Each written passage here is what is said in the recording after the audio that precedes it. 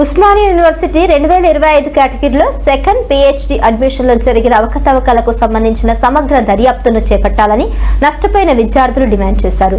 ఈ వ్యవహారంలో గడ్డం ప్రవీణ్ కుమార్ నేతృత్వంలో విద్యార్థులు ఆవేదన వ్యక్తం చేశారు. యూనివర్సిటీ అధికారుల నిర్లక్ష్యం కారణంగా 30 మంది అర్హత విద్యార్థులు తీవ్రంగా నష్టపోయారన్నారు.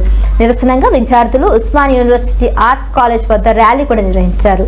నష్టపోయిన విద్యార్థులకు న్యాయం కల్పించేందుకు వెంటనే రిటైర్డ్ జడ్జితో సహా నిజ నిర్ధారణ కమిటీ ఏర్పాటు చేయాలన్నారు.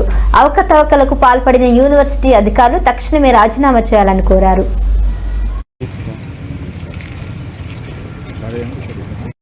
అక్రమంగా ఎంతమంది సీట్లు పొందారు? అక్రమంగా దాదాపు 30 మంది సీట్లు పొందారన్న. ఇక్కడ మేము మాది కూడా అడ్మిషన్ ఉన్నది. మీకు రాలేదా? మాకు రాలేదు. ఇక్కడ మేము ఉస్మానియా యూనివర్సిటీ వీసీని కలవడానికి వెళ్ళామన్న, ఆర్టీ వేయడానికి. చూడండి, మేము ఆర్టీ వేయడం కూడా అన్యాయం అంట. సమాచార హక్కు చట్టం 2005 ప్రకారం ప్రతి ఒక్కరికి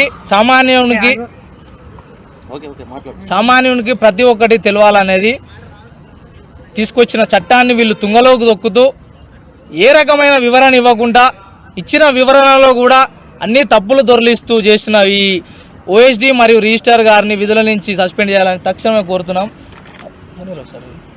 ఉస్మానియా యూనివర్సిటీలో ఒక దళితునికి ప్రవేశం లేదని సెక్యూరిటీ ఆఫీసర్లతో ఆపించడం జరిగింది.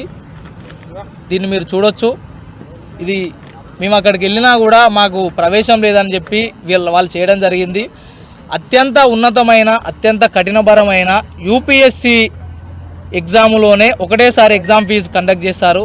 కానీ ఇంత గొప్ప యూనివర్సిటీ అని చెప్పుకున్న ఉస్మానియా యూనివర్సిటీలో వాళ్ళు PhD ఎంట్రన్స్ టెస్ట్కి ఒక ఫీజు మరియు ఇంటర్వ్యూకు మళ్ళీ DD తీపించుకొని మా దగ్గర నుంచి పేద విద్యార్థుల సొమ్మును వాళ్ళు తీసుకొని ఈరోజు వాళ్ళు కలెక్ట్ చేసిన డేటాను మాకు ఇవ్వకుండా TGPSC UPSCనే ఎవరైతే అభ్యర్థులకు